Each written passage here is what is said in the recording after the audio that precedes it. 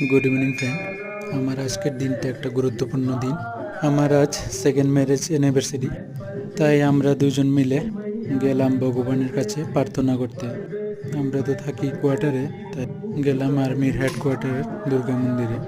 আমার ওয়াইফের জন্যই আমার আর্মির হেডকোয়ার্টারে আসা, তাই আমরা গেলাম ভগবানের কাছে প্রার্থনা করতে। পারলে তোমরাও আমাদের জন্য একটু প্রে করো। আমার এই সুন্দর দিনে আশা করি ভগবান আমার সাথে থাকবে। আমি প্রার্থনা করলাম দুর্গা মাতার কাছে আমাদের এই দুইজনের সুন্দর জীবনটা যেন ভালোভাবে কাটে। তোমরাও আশীর্বাদ করবে। আর আমি আছি এখন মণিপুরে, যেটা ইম্ফল থেকেও 200 কিলোমিটার দূরে হবে। আর এখানে অনেক ঠান্ডা এখনো, আর আমাদের এখানে চলছে গরম।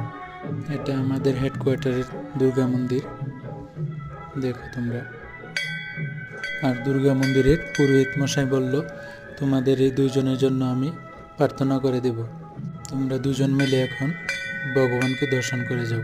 আমাদের হেডকোয়ার্টারে কোনো দোকান না থাকাতে আমি ভগবানের জন্য কিছুই নিতে পারিনি।